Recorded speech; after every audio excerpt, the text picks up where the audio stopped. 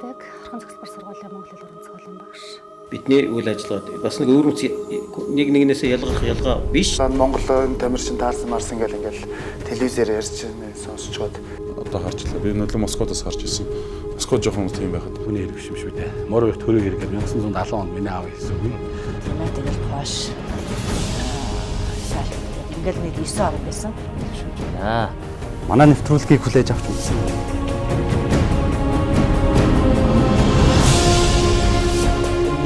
социалист системийн орнууд зүгээр аяад онд хамт аваад явах байхад тэр цагаан цэгүүдийг хүлээж аваасаа гэж боддог. Эсвэл энэ зүгээр шинжлэх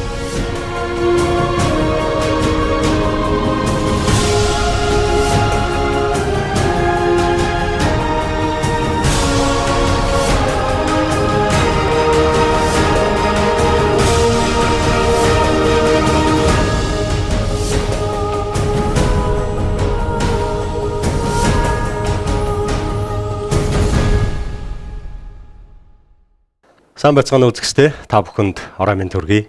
Эрдэнэ телевизийн уран бүтээлчдээс үзэгч та бүхэндээ зориулан бэлтгэж хүргэдэг Сэтгэлээ нэй.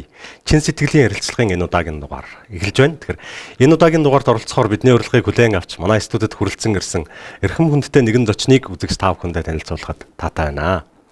7 дугаар дүрийн нар банчин хотогт эрхэм та бидний урилгыг хүлээн авч манай студид хүрэлцэн ирсэнд их талархлаа. Амгалан морилж явна уу та? Амгалан байна. Сайн байна уу та? Сайн байна. За нэвтрүүлэгтээ намарч байна. Сайхан намарч байна. Нэвтрүүлэгтээ урьж оролцуулж байгаад бас миний зүгээс баяртай байна. Манай Эрдэнэ хотод өмнө нь ер нь иржээв. Би анх удаа ирж байна. Анх удаа ирж байна уу? Ямар сэтгэл төрж яах юм? Энд ирэхэд их сайхан байна. Анх удаа богоноор наашаа ирлээ. Сайхан амраад түрээд ирсэн. Сайхан байна. Манай Эрдэнэ хотод анх удаа ирж гинөө гэж асуудгийн учир нь бид Эрдэнэ дотороо их бахархдаг. Тэгэл хотоо магтуулах гэж байгаа санаатай. Нөө зүг. Ер нь бол яг хуу манай Эрдэнэ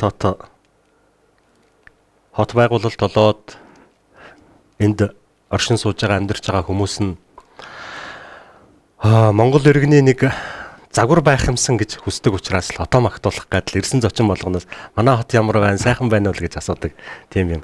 Тэгэхээр анхны сэтгэлдээ бас нэг жоохон дэлгэрүүлээч. За. Ерөнхийдөө яг ирээд явхад одоо зам төвжрэлгүй их амгалан тайван байна. Тэгээ дээрээс нь их өндөр сайхан бурхан багш заасан байгааг бол харлаа. Тэгээ ерөнхийдөө одоо бурханы дүр хөргийг ингээд задна гэдэг бол маш их буян хураадаг гэж үздэг. Тэгээ ууралдсан байхад хүртэл одоо бурханы дүр хөргийг харахад буян хураадаг. Дээрээс нь ирээдүйд одоо бурханы хутгийг олоход бас тийм авиас тогтдог гэж үздэг. Тэгээ ирээд хүмүүстэй ярилцж байхад бол одоо эрдэнэт үйлдвэр ард иргэд болон одоо нийгмийн сайн сайхны төлөө бас их зүйл хийдэг юм байна.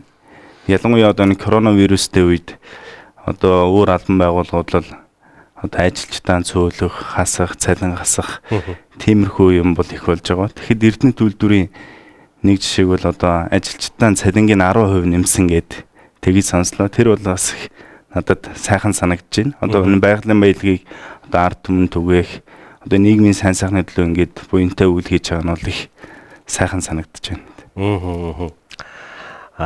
Бурхан багшийн сэрэг дүрийг харахад буян хурдаг, буян тогтдог гэдэг юмыг таасаа ярьж байна. Яг буян гэж юу вэ? Яг буян гэдэг бол одоо хийсэн үеийн үр дүнд одоо сэтгэл зохистой сайн үр дүн гарч л байх юм бол тэрнийг буян гэж байгаа. Сэтгэл зохицтой гэдэг нь сэтгэлд нийцтэй гэсэн үг баг. Гэхдээ нийтийн сэтгэлдөө зөвхөн хувь хүний сэтгэлдөө. Нийтийн ч байж болно, хувь хүний ч байж болно. Ер нь сэтгэлдэл зохицтой зүйлэл хийгдэж байвал тэрийг буян гэж үзнэ л гэж ойлгож болох уу? Хийсэн үеийн үр дүн одоо өөрийн сэтгэлд ингээд нийцтэй, зохистой тийм зүйлийг буян гэж байгаа. Тэгээ бурхны чинь юу гэж үздэг вэ гэхээр одоо хүн хийгээгүй үйлдэх юм бол учрахгүй гэж байгаа. Би түүний жаргал зовлон гэдэг байгаа зүйл ч гэсэн одоо уг шалтгаангүй гарахгүй гэж байгаа. Хүн яг ямар үйл хийн түүнтэй аргалзсан үр дүн гарч байна. Одоо би хэд сэтгэл гураар одоо бусдад тустай сайн үйл хийгээд байх юм бол түүний үр дүн сайн сайхан зүйл. Харин би хэд сэтгэл гураар бусдад оролдоо муу үйл хийгээд байх юм бол муу үр дүн гарч байна. Энэ бол одоо шашны номлол гэхээс илүү яг бодит байдал байна гэж. Одоо бурхны шинэ бурхан гэдэг ойлголт бол одоо хүний жаргал зовлонг бүтээгээд байгаа юм бол байхгүй. Хүн өөрөөхөө одоо хийж байгаа үйл үр дүнгэл одоо эдэлж байна гэж. Тэгээ одоо юу гэж бурхны шинж юу гэж үздэг вэ гэхээр одоо энэ чөлөө учрал бүрдсэн энэ хүний биеийг олж төрнө гэдэг одоо маш ховор гинэ. Урд урдны маш их буйны үр дүнд одоо бий болох зүйл гэж. Одоо сайхан сэтгэлтэй байсан, өглөө өгжсэн, бусдад туссан байдаг юм. Тэр их одоо буйны үр дүнд л одоо ийм биеийг олох бололцоотой гэж. Тэгэд ялангуяа ингээд төгс гэгэрх бололцоод энэ бурхны шинжтэй учрна гэдэг бол маш их буйны үр дүнд бий болох зүйл юм байна л да. Тэгээ энэ хүний биеийн хэргийг гаргах юм бол маш их хэрэг хэрэгтэй байна гэж. Энэ биеэр бид бүхэн одоо бусдад тусалж болж байна, юм бүтээж байгуулж болж байна. Дараа дөрөл сайн төрөл авъягүй сайн төрөл авч болж байна. Цаашлаад хамаг амтны төсөнд бол бурхан болъё гэсэн ч бурхан болох болцоод маш үнцэнтэй бий байна гэсэн үг ер нь л. Зөвөр жирийн одоо бүр энгийнээр ярих юм бол одоо за нэг суглаагаар ярьлаа гэж бодоход хожиж бол хамгийн том суглааг одоо хожицсан байна л гэсэн үг. Тэгэхээр энэ хүний биеийг бас хамгийн наадлын хэрэг нь яаж гарах юм бэ гэхээр энэ насанд нэг амар амгалан ад жаргалтай байх, дараа төрөлд нэг сайн төрөл авах үйлийг хурааж иж хүний биеийг авсны хамгийн наадлын хэрэг нь гарна гэж. Тэгэхээр одоо бурхны шишин байна, өөр шишинтэй хүмүүс байна. Бид бүхэн бүгдээрээ юугаар адилхан юм бэ гэхээр бүгд зовлон хүсгүй аз жаргал хүсдгээрээ адилхан байна.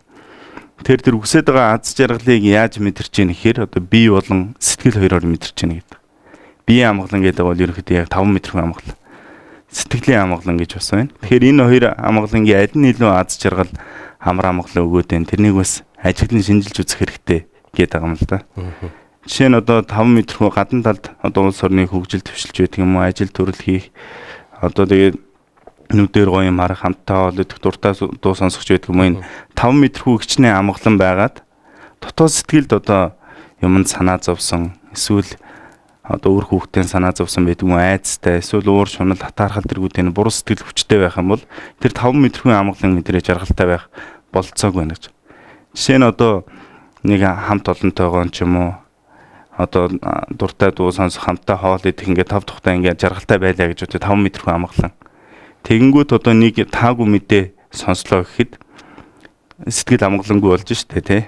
Тэгэнгүүт нөгөө үнэхээр л нөгөө гадна талд нөгөө найз нөхдөд хамт байсан жаргалтай байсан тэр мөч сэтгэл амгалан биш байхад яг л өмнөх айдлаар байж хахад жаргал мэдэрч чадах юм болчиход байгаа. Тэгэхээр би сэтгэл хоёрын одоо сэтгэл нь илүү амар амгалан өгж ийн гэдэг бол одоо маш тодорхой байна. Жишээ нь одоо бас тамирчин хүн байна.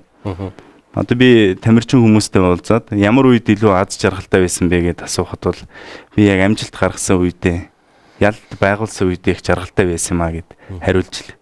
Тэгэхээр тамирчин хүмүүсийн одоо амжилт гаргасан үеийг бодох юм бол одоо би юм ахад энэ 5 метрийн хувьд бол маш зовлонтой байгаа шүү дээ. Хямралтай тий, сүлдсэн ядарсан. Тэгсэн мөртлөө одоо сэтгэл зүйн үед одоо би ялцлаа гэхэд тэрнийг хайхрахгүй би жаргалтай байсан гэж хэлж чадж байгаа. Энэ дээрээс бас ямар дүгнэлтэнд хүрж ийн вэ гэхээр одоо би сэтгэл хоёроо одоо сэтгэл нь илүү амар амгалан өгж байна гэдэг бол тодорхой болж. Тэгээ үнэхээр л одоо аз жаргал хүсэж байгаа бол аль нь илүү амар амгалан өгöd байгаа тэрнийг сонгох хэрэгтэй шүү дээ ер нь бол. Тэгэхээр бид бүхэн аз жаргалыг хайхтаа зөвхөн 5 метрийн амгалан төдий одоо гаднаас аз жаргалыг хайгаад байна гэдэг. Яг тэр бол яг аз жаргалын одоо үндсэн шалтгаан нь зөв болохгүй байна л гэсэн үг л дээ. Одоо нэр алдартай болох, эсвэл лид баялагтай бол нэг жаргалтай болчих юм шиг тэм сэтгэл зүйн маш их хүчтэй байна гэдэг. Тэгэнгүүт одоо тэрнийг бүтээх гэж бас нэлээд хүч хөдөлмөр гарна те. Тэгээ бүтээсний дараа одоо тэрнийг хадгалж авчулдах гэж бас хэцүү байна гэж. Дээрээс нь одоо гадна талд нэг зорьсондоо хурж юм уу хүснээ авч иж нэг тэм жаргалтай болж ийн гэдэг. Яг тэр үед жаргалтай байжгаад тэгээд тэр жаргалтай мэдрэмж агшаа агшнаар ингээ багасаа явчихж байна гэж. Багасаад үнэхээр төгс амар амгалан ад жаргал байсан бол тэр жаргалтай мэдрэмж удаан байх тусмаа улам жаргалтай байх хэрэгтэй гэж. Тэгээ нэг хүсч авсан юм нь одоо шин загвар гараад ирэхэд нөгөөт нь бүр хэрэггүй болоод дахиад нэг юм руу явах байдаг юм уу? Гадна талд байгаа зүйл чухалч гадна талд хүчтэй чухалчлах тусмаа одоо тэнд нь тэр хүчтэй чухалчилсан зүйлд нь жоохон саад орох, жоохон эвдрэгч байдаг юм асуудал орох юм бол яг эсэргээрээ сэтгэл зүйн хямралд ороод байна гэдэг. Харин дотоод сэтгэлд амар ам бусдыг инэрч хайрлсан сайхан сэтгэл юм уу? Дотоод сэтгэл хамгаалантай байх юм бол бүр ямар ч нөхцөл байдалд сэтгэл хамгаалан тайван жаргалтай байх болцоотой байна гэж. Тэгэхээр ер нь аз жаргалтай байх бол одоо сэтгэл зүгээс маш их хамааралтай байна гэж. Ямиг харж байгаа онцөг маш чухал. Жишээ нь одоо за нэг хүнийг бүр ингээ хилмигдүүлээд юм уу эсвэл нэг хүчээр шийтгээд нэг газар хорчлоо гэж бод. Тэгэхэд бөөн сэтгэлийн зовлон байгаа шүү дээ, хямрал. Тэгэнгүүт одоо яг хилмигдүүлэлт үед лам хуургуудыг бас бариад хорьсон байна. Тэгэхээр тэр хүн харж байгаа өнцг нь одоо энэ сайхан 3 хоолтой байна. Бясалгал бүтээл хийхэд бас их сайхан нөхцөл бүрэлдлээ гэсэн байдлаас харсан ба. Тэгээ бүр нөгөө сэтгэл амгалан тайван. Одоо тийм гадна шорон гэхэд нэг хүн тайван байж болж байна, нэг хүн зовлонтой байж болж байна. Харж байгаа өнцгөөс хамаарч байна гэж. Тэгээ нөгөө лам хүнийг одоо за хугацаа ч болчлоо одоо гар гэсэн чинь би гарахгүй ахиа жоохон энд байж болох уу гэдэг. Тэр юмыг харж байгаа өнцөг ерөөсөн маш чухал. Юмыг ухаалгаар ингээд харах юм бол ямар ч нөхцөл байдал одоо амгалан тайван жаргалтай байх бололцоотой байна гэж. Тэгэхээр одоо энэ аз жаргалтай байхад энэ сэтгэл их чухал юм бол энэ сэтгэлийг юу зовлонтой болгоод байна, юу жаргалтай болгоод байна гэдгийг одоо Бурхны шинд бол яг учир шалтгааны үүднээс их шинжлэх ухаандаг маш нарийн судалж байгаа. Тэгээд сэтгэлийг амгалан биш одоо тавгүй болгоод байгаа зүйл юу байна вэ гэхээр одоо бид бүхний буруу сэтгэл байна гэдэг. Уур, шунал, хатаархал гэдэг юм уу. Энэ буруу сэтгэлүүд юунаас үүсээд байна вэ гэхээр одоо биел болж бусд нь хамаагүй гэсэн яг энэ аминч үзэл. Хичнээн одоо эрдэм мэдлэгтэй байгаад боловсралтай одоо гадаадд сургуульд өгсөн байдаг юм эрдэм мэдлэгтэй байгаад ганцхан амиа вэн бодсон хүн байх юм бол тэр хүнтэй хүн хамтарч ажил төрлөл хийхгүй шүү дээ. Ер нь бол яаж ч магадгүй те. Харин бусдыг инэрч хайрлсан сайхан сэтгэлтэй хүн байх юм бол тэр хүнтэй хамтраад ажил төрлөл явуулах бас бололцоо байна гэсэн. Тэгээ энэ аминч үзэл одоо юунаас үүсээд байна вэ гэхээр одоо юмсын мөн чанарыг үнэн зөв таньж мэдээгүй одоо мэдхгүйгээс мунхаас үүсээд байна гэж. Бодит байдал одоо 10% байхад 90% нь баг сэтгэл зүгээс хамааралтай байна гинэ. Одоо бид бүхэн нэг юмыг одоо туйлын сайхан юм шиг сэтгэлдээ харахад түүнд одоо шунал төрөх байдаг юм уу? Тэнд нь жоохон саад болоход уур бухимдал төрж ийн гэж. Тэгээ бид бүхэн одоо яг ууртай үед одоо хайртай дотны хүмүүсээ харахад бол туйлын муу хүн шиг. Харин хайрын нэрлийн үед харахад нэг туйлын сайн хүн шиг болчихдог. Хүн тэгж амархан сайн муу болоод өөрчлөгдөд байна гэж байхгүй гэж. Бид гэдээ харж байгаа өнцөг сэтгэл зүй бол яг бодит байдлаас одоо хэтрүүлэгтэй хараад байна л гэсэн үг юм л. Тэгэхээр одоо энэ буруу сэтгэлүүд яг ямар гэмтэй байна вэ? Ямар асуудал тарьж байна гэд гмийн олон талаас нь бодоод байх юм бол тэрнээс гарах арга зам хайж эхэлнэ гэж. Одоо хоёулаа жишээ нь уур дээр аваад ярилцаж үзье. Одоо уурын мөн чанар юу юм бэ гэхээр өөрийн сэтгэлийг амгалангүй болгох, бусдын жаргалтай байдлыг одоо бүснүүлэх, хорлох нэг ядан дийлэх гэсэн нэг тэм сэтгэл байна гэдэг. За тэгвэл энэ ийм сэтгэл юм бол энэ одоо ямар гэмтэй байна вэ гэх юм бол одоо өөрийн нөгөө сэтгэлийн амгалан тавин байдал бүгд байхгүй болчихж штэ. Тэгээ тэр амгалангүй сэтгэлээр одоо ямыг хүлээж авах, шийдвэр гаргах одоо дүгнэлт хийх ч байдаг юм уу. Түүний үр дүнд хилээр ихэд бусдыг гомдох муу үг. Биеэр ихэд бусдад торлоо муу үйл хийж. Түүний үр дүнд буцаад өөрт одоо асуудал бэрхшээл ирж шүү дээ. Ер нь бол хайртай дотны хүмүүсээ гомдоож, энэ өөрөөс өндүүлэх чинь, холдуулж, дан өөрийн нэгж байгаа хүмүүсийг өөрөөсөө холдуулж гэнэ гэж. Одоо нэг албан байгуулах ч юм уу эсвэл гэр бүл хамт олонд нэг л ууртай хүн байх нь эргэн тойрны амгалан тайван жаргалтай байдлын бүгдийг одоо бүснүүлээд байна гэсэн. Энэ бол яг ил харагдах хэсэг. Далдтаа ямар гэмтэй байна вэ гэхээр одоо бид бүхэн уртудаа наслах, хэрүүлэнх байх, хэлбэг дэлбэг байх ч байдаг юм уу. Энэ бүхэн дам буйны үр дүнд бий болж гэнэ гэж. Бусдад сайн үйл хийсний үр дүнд. Тэр сайн үйл сайхан сэтгэл дээр одоо хөтлөгдөж ижил хийх болцоотой гэсэн. Тэгэхэд энэ ууралж уцаарлаад байх юм бол тэр буйны үр дүн шатаадаг гинэ. Одоо өвчин орох, ажил үйлс марцсан саад орох гэдэг юм уу. Ийм аюултай гэмтэй зүйл байна гэсэн. За тэгвэл ийм гэмтэй сэтгэл юм бол энэ одоо яаж үүсээд байна вэ гэхээр одоо хүсгүй юм хүн хийх юм бол уур бухимдал төрж байна гэж. Хүссэн юмд нь одоо саад болох юм бол уур бухимдал төрж байна гэж. Мөн одоо дайсан дургүй хүнд нь хүн туслахад хүртэл уур бухимдал төрөд байна гэсэн. Энийг ингээд товчлоод хэлэх юм бол одоо өөрийн сэтгэлд юмс үзэгдэл нийцэхгүй болохоор л уур бухимдал төрөд байна гэсэн. Тэгээ бодит байдал дээр одоо бүх юмс үзэгдэл өөрийн сэтгэл нийцэх бололцоотой юм уу ямар ч одоо тийм бололцоо байхгүй гэж. Одоо жишээ нь гадаа одоо хүүтэрч байна. Тэгээ гадаа явж идэл одоо би даармааргүй байхад энэ байгаль дэлхийн намайг дааруулад байна гэд хорилоод уурлаад одоо ямар ч үр дүн байхгүй шүү. Өөрийн сэтгэлийг л одоо ухаалгаар хараа гадна талын юмс үзэгдэлтэй нийцүүлж сэтгэл амгалан тайван жаргалтай байх бололцоотой. За тэгээ одоо энэнийг дарах одоо хоёр арга зам байна гэж ерөндөг. Өөрийн эсрэг хоёр арга зам нь юу юм бэ гэхээр нэг нь бусдыг жаргалтай байгаасаа гэсэн сэтгэл бяцлах гэж. Чин сэтгэлээсээ одоо хайртай тутны хүмүүс юм уу эргэн тойрны хүмүүсээ жаргалтай байгаасаа гэж бодох юм бол бус руу ууралж чадахгүй байна л да. Уурлах юм бол бусдын жаргалтай байдлыг бүснүүлэх гэнэ шүү дээ. Энэ бусдын жаргалтай байдлыг бүснүүлэх хорлох сэтгэл болон бусдыг жаргалтай байгаасаа гэсэн сэтгэл хоёр гал ус хоёр шиг харьцуулж байна гэж. Тэгэхээр бусдыг жаргалтай байгаасаа гэж бодгоцсон өөрийн сэтгэл амгалан бусдад тустай. Дээрээс нь одоо бид хүний хүсдэг сайн сайхан зүйл дам бусдаас харилцан амарч бий болж яах гэж шүтэн барилдаж. Одоо дулаан уран байр, хоол унд, хувц сунар дам бусдын хийсэн зүйл байна гэж. Тэгээ мөн одоо энэ эрдэнэт үйлдвэргээ байгаль дэлхийдээ хүртэл бид хүн бол харилцан амаралтай биш үү? Тэр нь бол тэгэхээр бид хүний хүсдэг сайн сайхан зүйл бусдаас харилцан амарч бий болоод байгаад тэр хамааралтай байгаа зүйл рүү хор хүргээд байх юм бол өөрт буцаал одоо асуудал бэрхшээл ирэх. Тэгээ өөрийн аз жаргалын шалтгаанд багаагаар үгүй болоод байна гэсэн үг ер нь бол. Тэгэхээр одоо бусдыг инэрч харилцсан сайхан сэтгэл бол маш хэрэгтэй байна гэж. Нөгөөх нь бол одоо бусдыг нэг нь хоёр дахь арга зам нь бол одоо төвчээр бяцлах гэж. Бурхны шин төвчээрийг юу гэж үздэг вэ гэхээр одоо сэтгэлийг хямраах, тавгуудуулах нөхцөл бүрэлдэхэд тэнд хямрахгүй байх нь төвчээрийн мөн чанар гэж. Тэгэхээр одоо ямар ч асуудал ирэхгүй юм шиг хүн дээр нэг жижигхэн асуудал ирэх юм бол маш хүн дээр хүлээж авах юм байна л да. Тэрнийг одоо сэтгэл зүгээр одоо хэтрүүлэхтэй хараад байна шүү дээ. Тэгээ маш сэтгэлийн зовлон байна гэж. Ямар ч асуудал ирэхгүй юм шиг сэтгэл зүйтэй байх юм бол нэг жижигхэн асуудал ирэх юм бол бүр хүн дээр хүлээж аваад хямраад байна гэж.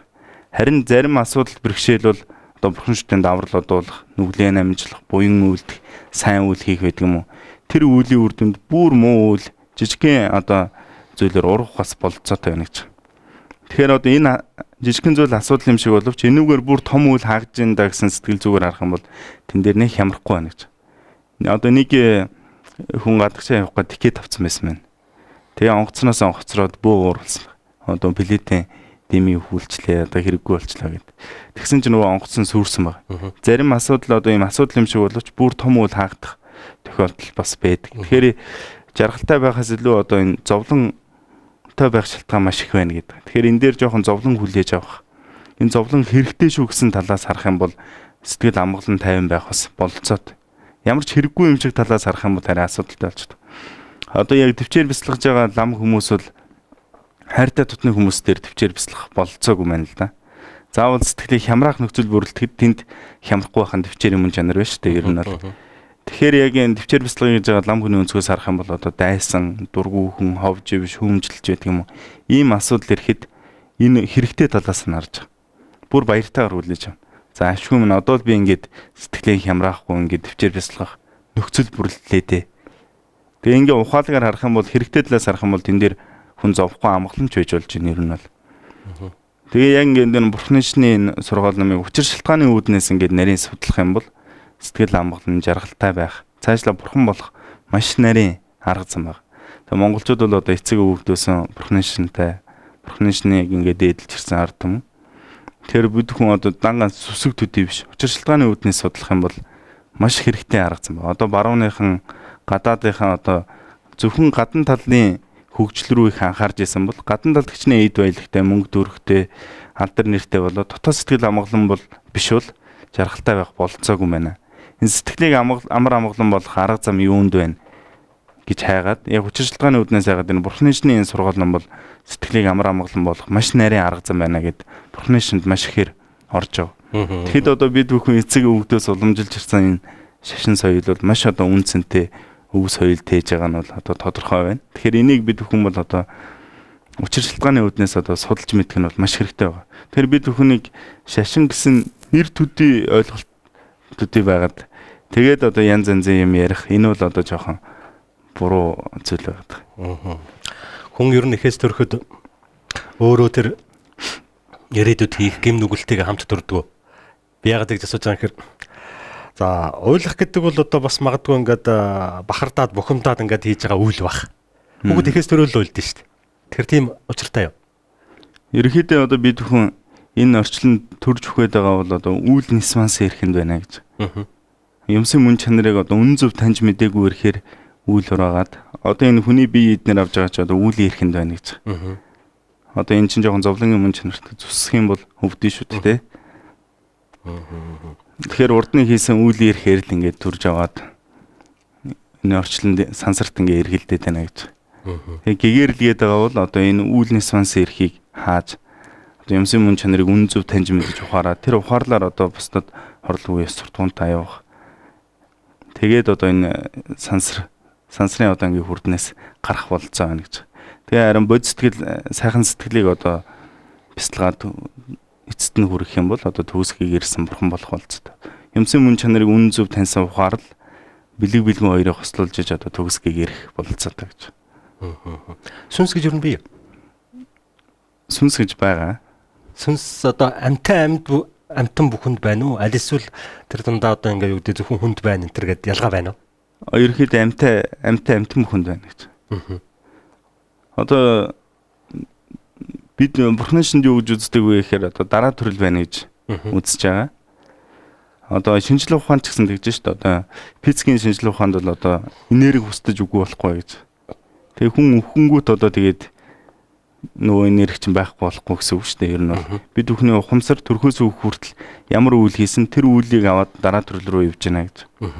Би одоо дээдс багш нарын түүх намтрыг уншиж байхад бол одоо далаа багшийг тодруулах гээд нэг баг бүрдүүлээд явсан байгаа. Одоо чойчон сахиус буулгаад хаан турч гээд.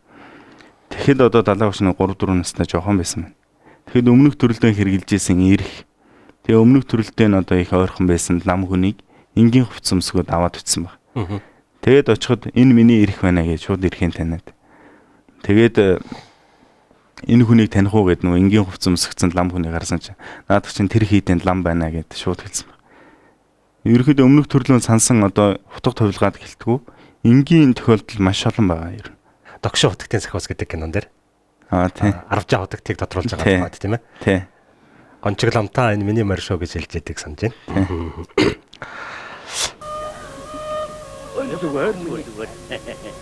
Юу бэлэн цэцэн үгтэй дарихгүй. Тэнэг бүхэн үүдэн сууж ухаантаа болгон хойноос суудаггүй хорвоо шүү дээ. Ухаasta. Том хүнтэй өксөргөөч гэх нь юу? Яасан задарсан бандив? Гар! Минийхөө үг хайчих нь.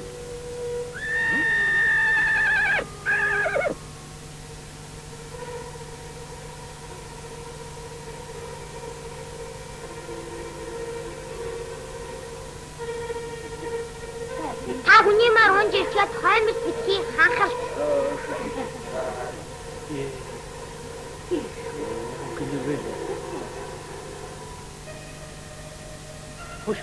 Хүмнэ.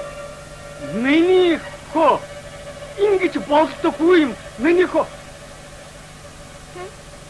Энд чинь моён хотгтыг хуурстай ажина. Миний хүүд хүндэтэн. Анчин ламтаа би мороо авлаа шүү. Эзэн юмаа мэдэж иргэн нусаа хашдаг юм аа. Тэгэхээр сүнс гэж бол одоо ерөөс амьд амтан бүхэнд байх нь. Тий. Дахин төрнө гэж бас байх уу? Одоо тэр үүлийн ирэхээр одоо их болсон 6 зүйл гээд байгаа шүү дээ. Ер нь бол 3 муу зай, 3 сайн зай байна гэдэг. Би хэл сэтгэлгээрээр одоо бусдад оролдоо муу үйл хийгээд байх юм бол түүний ирэхээр 3 муу зайн төрнө гэж. Одоо адгуус амтны төрөл бол 3 муу зайг хамгийн дээд л. Тэгээ бэрд гээд нэг төрөл. Тэгээ тамийн төрөл байна гэж. Харин би хэл сэтгэлгээрээр бусдад тустай сайн үйл хийгээд байх юм бол түүний үр дүнд одоо хүний төрөл, асуур, тэгээ тэнгэрийн төрөл гээд ийм сайн төрлүүдэд төрөх бололцоо байна гэж. Бололцоо байна. Яг тэр бололцоог эзэмшээд гэдэг юм уу дахиад төрсэн тийм тохиолыг бас хэлж болох уу? Тийм тохиол байна уу ер нь?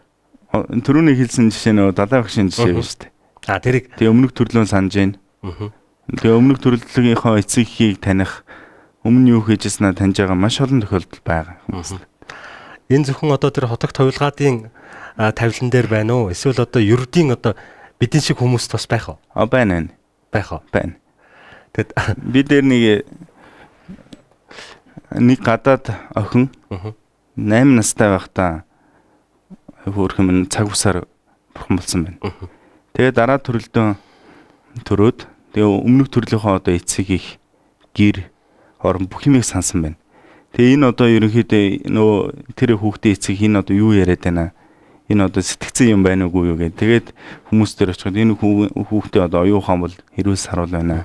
Энэ өмнөх төрлийн юм яриад байх шиг байна гэдэг. Тэгээд бүгдээрээ нэгтлаад очсон чинь гэр эцэг их нэр бүх юм яг таарсан. Тэгээ би тэр үед юу яасан юм аа? Зүгээр яг ингээд өөрөөрөө өвхгээгүй маа тий намайг нэг хүн ингээд алсан юм аа. Миний хавирга руу ингээд юмар зөхиод алсан гэд. Тэгээд нөгөө юуг нь задлан хийгээд үзэхэд хавирга нь ингээд цөмөрцөн байсан баг. Тэгээд тэр гимт хэрэгтнийг хүртэл хэлээд тэрнийг барьж исэн тийм тохиолдол байгаа. Баруунд. Түрүүн таны хэлснээр одоо бид өвөг дээдсийнхээ энэ уламжилалт шашин за хүмүүс шашин л гэж яриад байдаг. Би бол одоо шашин гэж ойлгодог. Шашин гэхэр нэг тийм буруу юм ярих гэдэг юм шиг. Энэ зүгээр амьдрахын шинжлэх ухаан юм уу гэж ойлгодъё. Хүн байхын тухай шинжлэх ухаан юм уу? Ирээдүйн тухай шинжлэх ухаан юм уу гэж ойлгодъё. Тэгээ энийг ингээд нөгөө нэг хэсэг үгүйсгэж устгаад тэгээд энэ бурхны шашнаас нэлийн алсарсан да. За тийм болохоор зэрэг өнөө цагийн залуус өнөө цагийн магадгүй бидний үеийн хүмүүс төдийлөн сайн дэлгэр өргөн дэлгэр мэдлэг алга. Магадгүй хэлтгий захтай дээлтэй улаан орхимжтой хүнийг лам гэж ойлгодог болохоос биш тэр юу хийдгийг, яадгийг, хэний төлөөийн, юуны төлөөийн, ямар үйл үлддэг, юу үддгийг ч мэддэггүй. За гэсэн мөртлөө нэг ийм юм байна. Нөгөө монголчууд ярьдаг мухар сусаг гэдэг шиг. Дорноговь аймгийн өргөн цэцэрлэг сумын нутагт байрлах хамрын хийд гэдэг дээр их очино. За тэнд сүсэглээд байгаа мó гэхэр зэрэг тойрч явж тэр хавьд нь бизнесч яваад тэгэхээр тэгэхэр зэрэг нэг их таагүй санагддаг тийм. Энэ бол бидний алсарсны шинж баг. Энэ дээр та юу гэж боддог? Энэ зүгээр хүний чанарын тухайн асуудал ч тийм ээ. Ерөнхийдөө бурхны шашны гол сургаал номл бол хүн өөрөөрөө амрал гэж. Энэ бурхны шашны энэ сургаал номыг үзээд явах юм бол хүн гэгэрч болно. Энэ буруу сэтгэлийг бүгдийг дарж болно гэж. Оюун ухааны хувьд гэхэд одоо мэдгэдэггүй юу л вэ? Тэр бүхэн төгөж чадхаар тэр оюун ухаан хөгжиж болно гэж. Харин одоо сэтгэлийн хувьд ямар ч хамтныг ядгалгүй одоо инэрч хайрлах тий бүгдийг инэрч хайрлах тийм сэтгэлийг эцэст нь хүргэж болно гэж. Тийм зүйлийг л бурхны шашинд бурхан гэж. Тэгэхээр бурхны шашны бурхан гэдэг ойлголт бол одоо жаргал зовлон эсвэл ертөнц гариг дэлхийг бүтээгээд идэг тийм бүтээгч эзэн бол биш гэж. Бурхан бол одоо хүний энэ сэтгэлийг ариусч гэгэрүүлж болно гэдгийг одоо бодтой жишээ байна. Сая одоо бурхан багш гэдэг кино гарсан шүү дээ. Тэгээд бурхан багш гэсэн одоо бид гэж энгийн хүн байж байгаа төгсгийгэрсэн бурхан болсон байна. Тэгээд бид бүхэн ч гэсэн одоо төгсгийгэрж болох юм байна гэдгийг бодтой одоо жишээ баг. Тэгээ одоо тэр бурхан болсон арга замыг заагаад үлдээсэн зүйл бол одоо бурхны шашны сургаал ном баг. Тэр бол одоо бид бүхнийг ёс суртахуунтай, сайхан сэтгэлтэй, аз жаргалтай байх тэр арга зам л байгаа гэсэн. Тэгэхээр бид хүн мухар сүсэг төдий биш тэр учирчлагын үүднээс судлах нь бол маш чухал. Одоо бурхны шашинд юу гэж үздэг вэ гэхээр ерөөсөн тийм мухар юм уу, тийм мухар сүсэг, мухар итгэл юм ерөөсөн байхгүй баг. Эхлээд сонсох, дараа нь санах, бясалгах гэсэн юм гурван зарчим дээр өвдөг. Эхлээд бурхны шашны сургаал намыг одоо учирчлагын үүднээс нарийн одоо сонсох. Тэгээд тэр сонсон зүйл яг үнэхээр үнэн үү гэдгийг учирчлагын үүднээс баттай мэдчихэж тэрнийг мэдлэг бол гэж тооцож байгаа. Тэг үнэхээр гэгэрч болох юм уу, болохгүй юм уу, арга зам нь үнэн юм уу, худлаа юм уу? Бүр нарийн тодорхой учирчлагын үүднээс ямар ч хэрэгэлзээгүй мэдлэг болох юм бол тэр бол баттай сүсэгдэр болж байгаа гэсэн. Тэгээ тийм хүнд бол одоо ямар ч хүн юм ярьсан урвах, эргэх юм байхгүй. Үнэн зөв ойлголт байна гэсэн. Тэгээ тэр ойлголтыг одоо дадал болгож хэрэгжүүлж явж байгаа нь бол бясалгал болж байгаа. Тэгэхээр бурхны шашинд юу гэж үзэж байгаа нэхэр зөвхөн сонсох төдий ойлголт бол мэдлэг тооцохгүй. Зөвхөн мухар итгэл. Одоо бид хүн шинжлэх ухааныхан байдаг юм уу? Бид хүн одоо ингэж ном үзээд байна шүү дээ ерөнхийдөө тий. Одоо 10 жил их сургуульд хичээл сурж байна. Тэгээ багш нэг тэгж энэ гэсэн ойлголтуудыг бол бурхны шашинд мэдлэг гэж тооцохгүй. Энэ бол одоо мухар итгэл. Учирчлагын үүднээс эргэлзээгүй мэдчихэж л мэдлэг гэж тооцож. Тэгэхээр бурхны шашинд бол ямар ч одоо тийм мухар сүсгийн юм уу, тиймэрхүү юм бол ерөөсөн байхгүй. Одоо би одоо тодорхойс өмнө шүтэст оюутан байсан. Тэгээ далаа багш сургуулийн төгсөөд тэгээ бурхны шашны сургаал ном үзэх хэрэгтэй гэж айлцсан. Тэгэхэд би энд одоо бакалавр, магистр төгсөөд тэгээ энэ итгэхт бурхны шашны талаар ном үзэж байна. Тэгээ үзэж ихт бол ерөөсөн маш нарийн ухаан байна хэрэг. Эхлээд одоо юмсын гадна талын одоо юмсын мөн чанарыг үний юм уу, худлаа юм уу, эсвэл одоо мөнх юм уу, мөнхс юм агшаагчнаар дэвтэрч гэнэ үгээд гадна талын юмыг эхлээд судалж байгаа. Дараа нь хүн юмыг яаж үнэн зөв таньж мэддэг вэ? Энэ арга ухаанд одоо суралцж гэнэ гэсэн. Одоо нэг бол ингээд 5 метрхүүгээр гэж. Одоо би таныг нүдний ухаанаар ингээд таньж байна те. Нэг бол учир шалтгаан.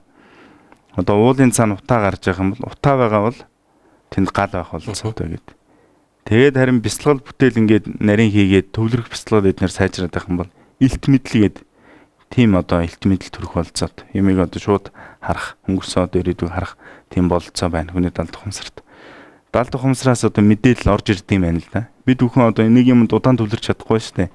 Бараг нэг 2-3 минут хүртэл нэг юм төвлөрч чадахгүй. Харин бясалгал бүтээл гээд байгаа лам нар бол 4 цаг, 10 цаг юунд сарнихгүй төвлөрч чаддаг болж байгаа. Тэгэхээр далд ухамсараас одоо мэдээлэл орж ирэхэд бид бүхэн тэр мэдээллийг барьж авч чадахгүй шууд мартчихад байгаа юм л да. Одоо зарим зүүд гэхэд зүүдэндээ санаж байгаа сэрэнгүүд нь мартах тохиолдол байна шүү дээ, тий. Тэгэхээр бид бүхэн төвлөрч чадахгүй болохоор хурдан мартаад байна гэж. Төвлөрөх чадал сайжраад ирэх юм бол бид бүхэн далд ухамсараас орж ирж байгаа мэдээллийг барих. Тэг өнгөрсөн одоо ирээдүйг харах бололцоо байна гэж ер нь бол хөгжүүлэх юм бол хүн болгонд тийм боломж байна гэсэн үг ер нь бол. Тэгээд одоо энэ арга ухаануудад ингээд суралцж байгаа. Энэ арга ухаан бол маш их хэрэгтэй байна. Тэгэхээр яг ийм арга ухаанд суралцж байгаа лам хүн бол янз янзын мэдээлэлд шууд автахгүй. Үнэн юм худлаа юм дан өөрийн ухаанаар ажиглан шинжилт. Ялангуяа одоо энэ нийгэмд бол сошиалар хэд нэг худлаа мэдээлэл засгалд бүгд дагаад хямраад тавгүйтэл тэгж шít. Энэ бол жоохон буруу. Дан өөрийн ухаанаар ажиглан шинжилт хийх хэрэгтэй гэж. Мэдээлэл бол үнэн байх албагүй шүү дээ. Тэгэхээр бурхны шинэ лам ургууд бол үнэн худлаа дан ажиглан шинжил. Тэгээ үнэн байсан ч тэрнийг сэтгэлийн хямраахгүйгээр ухаалгаар хараад харин бүр хэрэгтэй талаас хараад бяцлал болгоод явах ч бас бололцоо байна. Тэгээ түүний дараа одоо хүний оюун ухаан гэж юу юм? Ямар сэтгэл гэж юу юм? Ямар чадамжтай тэрнийг үзэж ийн нийтгэхэд. Тэгээ тэрний дараа одоо бурхан багшийн сургаал ном руу орж байгаа. Тэгээ бурхан багшийн сургаал номыг зүгээр нэг бурхан айлцсан маа гэд дагах юм уу? Тийм ерөөсөн байхгүй. Яагаад ингэж айлцсан? Үнэн юм уу худлаа юм уу? Дам мэтгэлцэн. Хоорондоо ном аялцж байгаа шүү дээ. Тэгээд тэр мэтгэлцэнээс ерөнхийдөө яг нэг учир шалтгааны үүднээс баттай мэдлэг болоод тэгээд тэр баттай мэдлэгийг дадлуулгоо хэрэгжүүлээ явж байгаа нь бол одоо бяцлал болж байгаа. Маш нарийн сургалт ном байна. Тэгэхээр манайхан бол одоо шашин гэхээр аюу буруу ойлголттой. Эсвэл нэр төдийн нэг ойлголт тэгээд янз янзаар бодох тийм асуудал байгаа. Энэ бол одоо бас одоо байгаа хүмүүсийн буруу гэлтгөө өмнөх одоо нэг 70 жил бурхны шинийг сүйтгэлээ шүү дээ. Тэгээ янз янзын одоо буруу одоо сурчилгаа янз янзын хуулга явцсан. Түүний одоо үлдэгдэл тавигдахгүй байна л да. Одоо барууныхан Европууд одоо Америкууд эднэр яг шудраг оюунаар ингээм юмсыг ажиглан шинжилдэг хүмүүс л ад жаргалтай байгаа арга зам энэ юунд байна. Бурхны шинд байна. Бурхны шинд маш ихээр орж.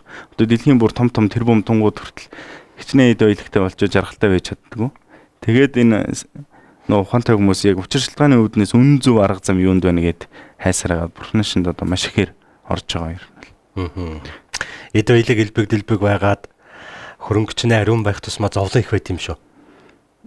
Ер нь л одоо бусдыг инэрч хайрлсан сайхан сэтгэлтэй хүнд бол одоо өөрийн шунлыг жоохон хорой бусдыг инэрч хайрлсан сайхан сэтгэлтэй хүнд одоо нэр алдар эд баялагч байдаг юм уу те эрх мэдэл байх тусмаа хэрэгтэй байна гэж. Түүний хэрэгтэй зүйлд ашиглаж штэ. Харин ганцхан биел болж бол бусд нь хамаагүй гэсэн яг энэ амж үзэлтэй хүнд бол нэр алдар эд баялаг эрх мэдэл байх тусмаа бүр аюултай байна гэж. Олон түмний хорлох буруу юм хийх. Тэгэхээр одоо эд баялаг хураагаад байгаа эсвэл нэр алдартай болох гэдэг эцсийн үр дүн бол нэг сэтгэл ханамж жаргалтай байдал авах гэдэг шүү дээ. Ер нь бол тий ажил төрөл. Тэгэхэд гадна талдагчны сайхан юм байгаа тэрний үнцнийг мэдрэхгүй бол жаргалтай байх ерөөсөн болцоог болчихдог. Хүн болгоны хувьд л одоо аз жаргал бол харилцан адилгүй шүү дээ. Бид бүхэн аз жаргалыг гаднаас хайгаад байна гэдэг. Өөрт байгаа зүйлийн үнцнийг ерөөсөн мэдрэхгүй байна гэж. Жишээ нь өвчтөе хүн байх юм бол эрүүл байх юм бол маш аз жаргал мэдэрнэ. Одоо та эрүүл байна.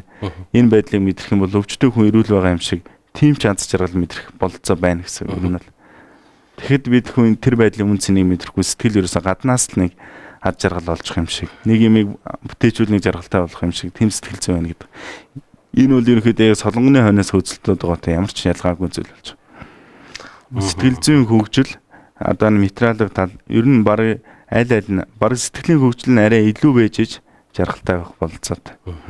Би болоо сэтгэл эд материал алинд нь ч гэсэн байгаа зүйлдээ сэтгэл ханамжтай байхыг л аз жаргал гэж томьёолох нэ дээ. Ер нь л одоо байгаа байдал сэтгэл ханамж байх хэрэгтэй. Байгаа даа хангана. Тийм бид бүхэн бол одоо аз жаргалыг баг хиймлэр л нэг бүтээх гээд байгаа юм шиг оролдоод байна л гэсэн үг л дээ ер нь л. Одоо нэг эд баялаг байлаа гэхэд тэрнийг бүр одоо доор зүйлтэй харьцуулах юм бол нэлээд баян хүн болчихно. Бүр дээшээ харьцуулах юм бол сэтгэлгээний хувьд бол нэлээд ядуу хүн болчихно. Тэр эцсийн үр дүн тэрний сэтгэл ханамж авах гээд байхад сэтгэл ханамж өгөхгүй бол ямар ч хэрэггүй болчихж байгаа шүү дээ. Тэгэхээр бид тэгтээ харж байгаа үнцийг энэ сэтгэл дээр л ажиллаж иж сэтгэл ханамжтай жаргалтай байх болцоо. Тэгэхгүй бол одоо энэ хүсэл шунал энэ буруу сэтгэлийг хорихгүй бол дэлхийг эзэлсэн баян хүн байсан ч сэтгэл ханамжтай байж чадахгүй. Ахаад өөр юм хайж гисэн гэсэн. Тийм их одоо юм дутагтаад байгаа хүнийг бол баян хүн гэж хэлэхгүй үстэй. За би одоо болчлоо гэсэн тийм сэтгэл зүйтэй хүн байж иж тэр хүнийг л одоо баян хүн гэж хэлэх байх юм л. Ахвасаа өхөн өрөөлтэй л гэдэг утга байна тийм ээ. Монголдо ирээд удсан уу? Одоо сая сүүлд одоо ирээд нэг 7 сар болчихоо. Ер нь уудан Монгол нутаг нь уужуу Монгол сэтгэлтэй хүнээр олон байсан. Одоо давчуу сэтгэлтэй Монгол олон болсон. Анзаарав тэрийг. Харин одоо бид хүн яг энэ сэтгэл зүйдээр суурилсан энэ сургалт ном бол маш их хэрэгтэй юм ерөөхдөө. Хичнээн одоо улс орон хөгжөөд, хууль тогтоомд сайн байгаад хүний дотоод сэтгэл зүй өөрчлөлт орохгүй бол гэмт хэрэг, хулгай, дээрэм, хүчирхийлэл гэдэг юм уу энэ бүхэн тасрах ерөөсөн болцоог. Одоо дээр үед бурхны шин яг ингээд дэлгэрсэн үед бол хүмүүс одоо хаалгаан хүртэл чойжилдгүй байсан биз тонгорхоо явдаг. Хулгай дээрэм байхгүй. Одоо тийм бол амар амгалан мэдтэй ер нь бол. Тэгэхээр одоо бид бүхэн яг энэ ёс суртахуун сайхан сэтгэл ерөнхийдөө нийгэмд их дутагдж байна. Тэгэхээр энэ ийшэн чиглэсэн энэ сургалт номыг бол одоо сайн хийх хэрэгтэй гэж бодож байгаа. Тэгээ миний зүгээс Нарва институт гээд байгуулсан. Тэнд ерөнхийдөө яг энгийн хүмүүс зориулсан эрхэм сэтгэлийг амар амгалантай байлгах уу, энэ буруу сэтгэлийг яаж дарах уу гэдэг арга замыг яг 2 жилийн нэг академик төвшний бас сургалт явуулж байгаа. Одоо нэг 3 анги авцсан. Тэгээ хичээллээд байж байна. Хоёулаа энэ ярилцлагын турш хүмүүний сэтгэл гэдэг их том эрхтэн бас их эмзэгхэн тийм эрхтний тухай ярилцлаа.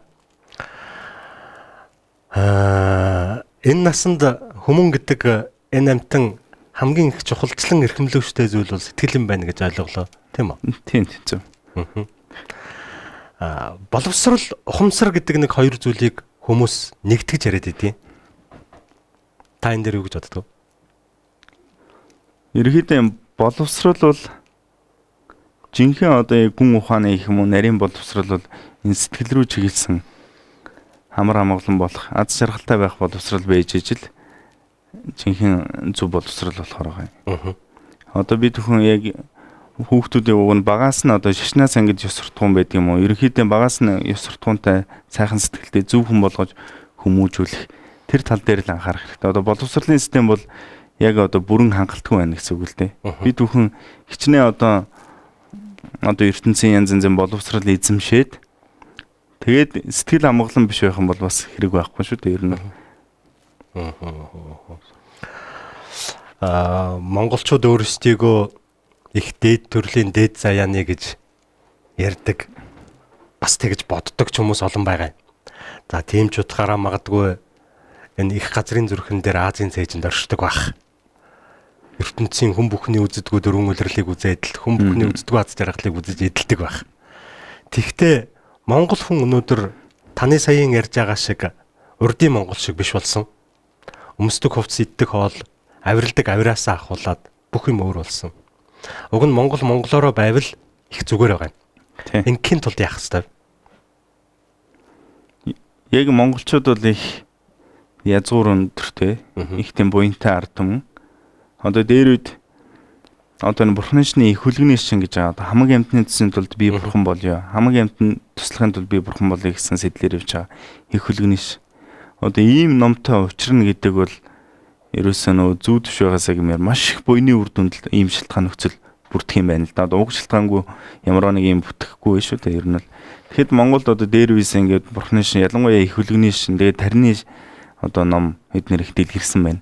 Энэ талаас харах юм бол ерөнхийдөө маш их буянтай ухаанлаг ард түмэнд л одоо ийм ном дэлгэрэх болцоод. Тэгээ ерөнхийдөө олон төрлийн шин биш үү? Одоо Христ, Лазар эднэр гээд. Ялангуяа ийм ухаалаг язгуур өндөртэй ард түмэнд бол тэр ухаанд нь таарсан бас гүн гүнзгий сургаал номлох хэрэгтэй. Бүр наадлын юм байгаад байж болохгүй. Тэгээ нийтгэхт одоо ном үзэж байгаа лам нарыг одоо харьцуулахад бол Монгол лам нар маш ухаан сайтай байна. Одоо саяхан хэд одоо анги дамбын одоо лаарам гээд цолтой одоо их багш ингээд төрлөө одоо урд нийтгэхт хэдэн мянган лам нараас 20 гаруй жил үзээд тэгээд нэгт орж тэр олон лам нараас тэгээд төвд хил дээр төрөлх хил дээр өөр хил дээр үзэхэд нэгт орж. Монголчууд бол яг ингээ хичээгээд явах юм бол маш их ухаан сайтай байна. Нэг гим жоохон залах уу ажиглаж. Тэгэхээр энэ яг сэтгэлгээний энэ сургалт ном л их хэрэгтэй л дээ. Ер нь бол сэтгэл рүү чиглэсэн сургалт номыг л сайжруулж, бусдыг инэрч харилцан сайхан сэтгэлийг сайжруулж ижил одоо нийгэм өөрчлөлт орох болцдог. ертөнцийн өнгөний тойл бол хар цагаан гэдэг хоёр өнгө байдаг. Тэрийг нь хүн гэдэг амтан харах нүдэндээ хар цагааныг алаглуулсан байдаг. Яг энэтэй утга нэг Монгол хүнд нэг сайн дээд төрлийн чанар байлаа гэхэд залах уу гэдэг нэг үндэсний том зовлон байна, тийм ээ. Энийг бол түрүүн таны ярьдаг тэр бясалгах гэдэг юм уу, бодох, унших одоо энэ бүхнээр л ялах байх та. Энэ залах уу гэдэг энэ том одоо юу гэдэг юм бэ? Тахалгаа хэлэхээр айгу муухай сонсогдох байх тийм. Нэг үндэсний том байна. Тэг ерөөхдөө сургалт ном л хэрэгтэй л дээ. Одоо энэ хүний бие их хийж түрүүнд хэлсэнтэй бурхан ч болох болцтой юу хийж бүтээх болцтой. Ийм үнцэнтэй бие авцсан шүү дээ. Энийний хэргийг гаргая гэсэн сэтгэл зүй бас байгаа хэрэгтэй. Одоо дээрэс нь одоо ямар нэгэн хийж бүтээх гэж байгаа зүйл юм уу, сурж байгаа зүйлийнхээ энэ одоо ямар үр дүнтэй, ямар хэрэгтэй зүйл юм бэ гэд тэр талын эхлээд үзээд байх юм бол одоо залхуурахгүй тийшээгээ зүтгэх зорилготой байх тийм арга зам нэгдэж байна гэж байна. Зарим тийм хүмүүс байдаг шүү дээ. Яг яах гэж байгааг мэдгүй энэ тийм юмд хэрэгтэй гэсэн гэл хэрэглээ яваад байдаг тийм хүмүүс байдаг шүү дээ. За сайн сайхны хажуугаар бас сар зүйл байна гэдэг түрүү ярьлаа. Тэгээд магадгүй нэг уулын орой дээр гэдэг юм уу, нэг даваан дээр нэг хүмүүс явж байгаа нэг газрын хил тогтоогоод юм уу, эргэж буцахтаа тэмдэг тавиад юм уу, нэг хэдэн чулуу овоолоод орхичдаг. За тэгэнгүүт тэргээр явсан хүн бүхэн л нэмсээр гад их сүрлэг том овоо гэж зүйл болдог. За тэр бол хэн нэгэн номтой лам гэдэг юм уу, ховрог хүн очиж одоо амьлуулж үншиглэх гэдэг юм би одоо хэллэгийн сайн мэдэхгүй байна. Тэгээгүй байгаа тохиолдолд очоод тэр нь сүсгэлэн залбираад овоон дээр зогсон шүү, өргөл өргөе шүү гэл ингээд ярьдаг. За монголчуудад бас тийм зөөр одоо үгч байна. Овооны ихэн танд олзны ихэн надад гэж бас нэг тийм шунлын сэтэлтэй. Тэгэнгүүтээ их сүсгэлээд байгаа юм болов уу гэд ингээ харахаар тойрч ингэж 3 тойрч гороолчингуудаа тойрч сууж бийцчээ яваад гэдэг энэний утга юу вэ? Ерөнхийдөө одоо их хүсэн 6 зүйлгээд түрүүн хэлсэн дээ. Одоо лус савдаг, онгод тэнгэр янз янзын зүйл байна гэж. Тэгэхээр одоо тэр овоог хүндэтгэх тэнд л одоо тэр газрын эзэн лус савдгийг одоо хүндэтгэж чинь гэсэн үг шүү дээ ерөнхийдөө. Тэгээ одоо тэр бусдыг лус савдгийг хүртэл одоо инэрч хайрлсан. Тэн дээр бол одоо бусдыг инэрч хайрлсан сайхан сэтгэл сайн бяцлах хэрэгтэй юм болов уу гэж бодож байна. Гэхдээ бурхны шины аврал одуулах гэсэнд бол төгс гэгэрсэн бурханд л аврал одуулна гэж. Тэгэхээс одоо төгс гэгэрэг одоо тус авдаг онгод тэнгэрч гэдэг юм уу, тийм зүйлд одоо яг туйлын авралт барьж болохгүй гэж. За яг хөө хэргийн тухайд одоо үүс даатах ч юм уу, анд нөхдийн журмаар одоо энэ туслаач гэсэн байдлаар хүндэтгэл бол байх хэрэгтэй. Тэгэхдээ туйлын авралт бол барьж болохгүй гэж. Яагаад вэ гэвэл одоо тэр лус авдаг эднэр чинь төгс гэгэрсэн бурхан биш үү? Тэгэхээр овоо тойрж яахта аль болох одоо байгаль дэлхийг хайрлах, тэр одоо иргэн тойрны хог хаяг тариад байгаа тэр бол буруу зүйл баг. Харин юман даатгах ч гэдэг юм уу те. Тэгээ дээрэс нь одоо байгаль дэлхийг хайрлах. Тиймэрхүү байдлын сэтгэл зүйг сайн төрүүлвэл харин цагаан цэвэрлээд явж явах хэрэгтэй. Тэгээ яг бурхны шний лам хурууд бол тэр овоо эднэрийг одоо мандал болгож бяцлагаад багштай өргөж барих тиймэрхүү юм бас байна. За урдын цагт зөв уншижсэн зүйлээс ярьж байгаа ямар амьдрч байсан биш те. За эрдэмтэй ховрогууд илүү их бусдаас төрүүлж дуграад би чадна, би мэднэ, би тэгнэ, би ингэнэ гэдэггүй байж л те. Гэтэл одоо годамж талбай хаасайгүй л үзэн харна, оншлон, ирээдүг хэлж өгөн энэ төр гэдэг ийм хаяг сурчилгаа зар их болж энийг би зүгээр магадгүй богинохон бодолтой түрүүний таны хэлдгээр уншаад өнгөрсөн тийм хүмүүс байдсан болов уу гэж боддtiin. Би жоохон хүн муугар хэлэх гээд байна.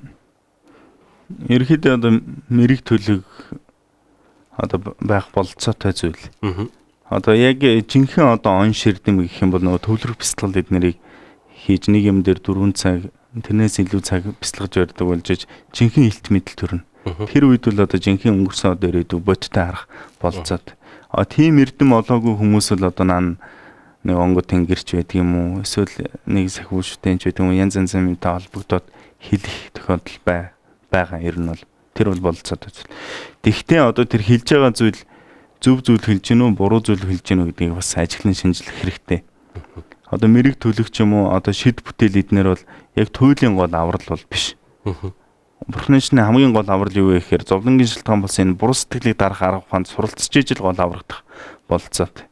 Харин одоо тэр мэргэлдэг хүмүүс байлаа гэхэд тэр хүн одоо ном эрдэмгүй, бусдыг инэрч хайрлсан сайхан сэтгэлгүй бол эсэргээр нь бүр аюултай болж байгаа. Одоо хүний зовлон дээр тоглолт хийж байгаа хүмүүс хүртэл одоо байж шүү дээ. Ер нь бол тийм. Тэгэхээр одоо бид хүн энгийн сүсгтэй олны одоо боловсрал мэдлийг нэлийн өндөр байх хэрэгтэй.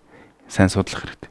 Харин тэр мэргэлж ярих юм уу эрдэм чадал байлаа гэхэд сэтгэл зүйн хувьд бол одоо бусдыг инэрч хайрлсан сайхан сэтгэлтэй. Дээрээс нь одоо ингээд Бурхны шний сургаал номоор суралцсан тэр арга замыг заах тийм багш хүн байх юм бол энэ хоёр хоёулаа байвал маш хэрэгтэй байна. Тэгэхээс одоо яг тийм сэтгэл зүйн хувьд боловсроогүй буруу сэтгэлтэй зүгээр нэг ашиг хонжооны төлөө мэрийг тавьж барих тиймэрхүү байдал бол төдийлөн сайн биш. Бүр эсрэгээр аюултай ч явах болцоо. Та сая нэг авралын тухай ярьлаа. Юунаас хэнийг аврах гэж байгаа вэ? Одоо Бурхны шний одоо авралын орон гэдэг байгаа. Жишээ нь одоо бид хүн бороо орж байгаа юм бол нэг зонтог барьлаа гэж үү. Тэгвэл тэр зонтог борооноос аварч шүү дээ бид хүний. Тэгэхэд бид хүн зовлон хүсэхгүй байна. Энэ насанд амгалан хүсэж чинь тий. Зовлон хүсэхгүй дараа төрөл тэгэхэд муу заяаны зовлон хүсэхгүй байна. Тэр зовлонгоос алах энэ буруу сэтгэлийг дарах аврал юу вэ гэхээр Бурхан нам хувраг гур байна гэж. Тэгээ түрүүнд хэлсэн Бурхан бол одоо яг бид хичиг энгийн хүн байж байгаа төгсгөөр ярьсан. Нөгөө сэтгэлийг гээрүүлсэн, буруу сэтгэлийн дарцсан, оюун ухаан, сайхан сэтгэл хоёрыг тултал хөгжүүлсэн гэсэн. Бид бүхэн одоо тийм болё гэсэн итгэл үнэмшлэр явж байна л гэсэн ер нь бол. Тэгээ тийм болохын тулд болох болцоотой гэдгийг бодтой харуулсан биз дээ Бурхан багш. Тэнд хүрэх арга зам нь одоо Бурханы ном байгаа. Бурхан ном хувраг гурвын гол аврал юу юм бэ гэхээр ном аварна гэж. Хүн өөрөөрөө аврал, буруу сэтгэлийг дарах тэр арга ухаанд суралцж ижил аврагдах болцоотой гэсэн.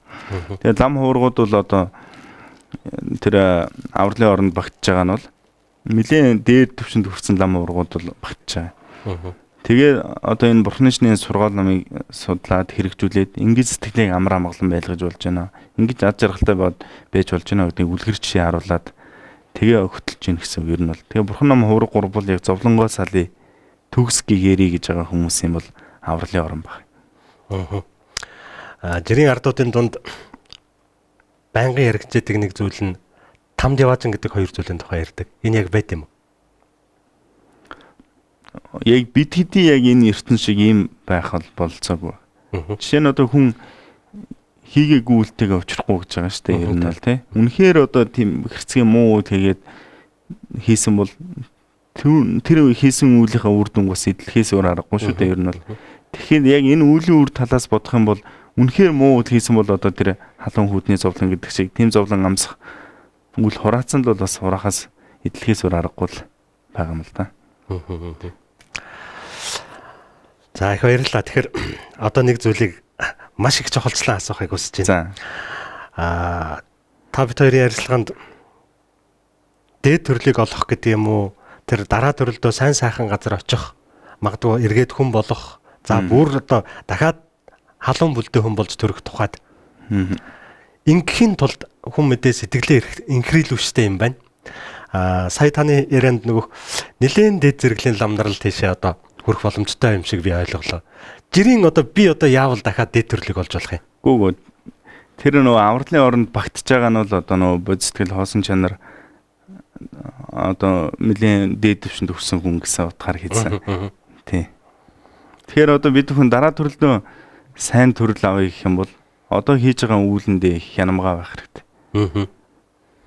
Одоо бусдад хоролтой үйлийг сайн дэвчих хэрэгтэй гэсэн. Хэрвээ алдаа гаргаад буруу үйл хийсэн бол түүнийг намжлах хэрэгтэй гэж. Буруу үйлийг намжлахад одоо дөрвөн хүчин зүйл байна гэж. Эхлээд одоо би бусдад хоролтой муу үйл хийжлээч гэсэн гимших сэтгэл. Маш хүчтэй ингээ гимших юм бол би энэ алдаагаа ахид автахгүй бай гэсэн сэтгэл төрнө гэж. Би ахид автахгүй шүүгээ хоёрт бол хорих хэрэгтэй гэж. Гурав дахь нь бол одоо ерөнхий хүч гэж байгаа. Хүний гомдоосон бол уучлалтгүй. Эсвэл одоо муу үйл хийсэн буюу хураахч байдаг юм уу те. Тэгээ дөрөвдөх нь одоо шүтээний хүч гэж байгаа. Шүтээний хүч гэж байгаа бол одоо хүний сэтгэлд юу үнцэнтэй байна? Тэр үнцэнтэй зүйл одоо багш байдаг юм уу? Эсвэл бурханд хамлалт өгөх юм бол тэр зүйлийг яхид автахгүй байна л да. Тэгэхээр ерөнхийдөө дараа төрөл сайн төрөл авъя гэх юм бол 10 хар нүгэл тэргүүтээ энэ буруу үлийг төвчж ижил дараа төрөл сайн төрөл авах болцоотой гэсэн юм ер нь бол. За их баярлалаа. Бидний урилгыг хүлээж аваад манай студид бас хүрэлцэн ирээд олон сайхан зүйлийн тухай манай Эрдэнэтийн үзэгчдэд бас ярьж өгсөнд их баярлж байна. Тэгээд өргөн удам нутагтай Монгол нутгийн Монгол хүн бүхэн уужуу хоолын сэтгэлтэй байдаг. Яг энэ утгаараа таны номын тэр ариун үйлд халахын минь заяа түшээсэ гэж хүсэж байна. Та ч гэсэн Монгол нутгийнхаа заяаг түшиж Монгол хүн бүхний цаашдын гэгэн амьдралын төлөө бас сүсгэлдэг бах, залбирдаг бах, бас тэдний төлөө юу гэдгийг номын үйл үлддэг баха гэж найдаж байна. Таны цаашдын номын үлд одоо өндөр амжилт хүсье. За баярлалаа. Таны цаашдын бас бие лагшин сэтгэл тунгалаг ариун байгаасай гэж хүсэж байгаа. За баярлалаа. Ерөнхийдөө би одоо багшаар ном хөтөлөө сүүлийн 4 жил тасралтгүй одоо бусдыг инэрч хайрлсан сайхан сэтгэл бяцлахж байгаа. Нэг ч хоног таслаагүй. Тэгээ одоо аль чадхаараа одоо энэ хүний сэтгэл амгалан жаргалтай байх арга замыг аль чадхаараа бас нэг амьтны төсийг үлдэх гэсэн зорилготой явж байгаа. Тэгээ миний зүгээс одоо та бүхнийг эрүүлэн сайн сайхан байхын тухайд бурхан шүтэнд аврал одуулж байнга бас таатахад залбирч байх болно. За их баярлалаа. Тэгээ бүх хүмүүсийн нэрийг хэлэх боломжгүй гэхдээ бүх монгол хүний төлөө залбирч байгаа гэж ойлгож байна. Их баярлалаа. Наран өглөө гийж мандаад баруун хоошоогоо тонгойдог.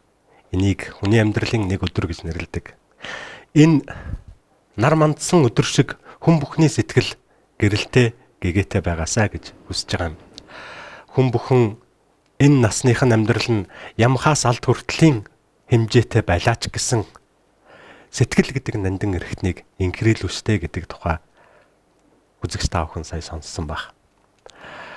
Хүн амьдралынхаа эхлээс төгсгөл хүртэл ирээдүйн хойчийн тухай, ирээдүйн хойчд хүрэх төр алсын аз жаргалын тухайд бодож мөрөөдөж явдаг. Тэндээ хүрэхийн тулд хүн нэг хормигч, нэг мөчигч буруугаар биш гэрэл гэгээгээр өнгөрөөж явах юм учиртай байна. Өнөөдөр бидний урилгыг хүлээж аваад манай студид ирсэн эрхэм зочны хүмүүн гэдэг амьтны тухай, хүмүүн гэдэг амьтан яаж аж төрөх тухай, ирээдүйн хойчийн тухай бит хоёрт олдсон энэ жохон хугацаанд ярилцсныг үзэгч та бүхэн үзсэн баг. Хүн бүхэн өөр өөрийгөө хичээвэл их орон минь хөгжин, их орон минь хөгжиж, их орон минь сайхан байвал иргэн таа ч гэсэн бас сайхан байх. Ийм тавилантай баха гэж бодож байна. Бидний бэлдсэн нэвтрүүлгийн энэ удаагийн дугаар үгээр өндөрлж байна. Дараагийн дугаар хүртэл баяртай үзэгчтэй. Хазайлгаж болохгүй тэтэм шиг нэрээр чинь би овголсон халуун зүрхний уйрал хайр гунгийн чинь хүртэл өвлсөн өргөстөөрчлөнд бүдчээд өөлөд суухын цагтаа хүн өлгийг минь сийлсэн аавтай болохоор амьд явж чаддаг.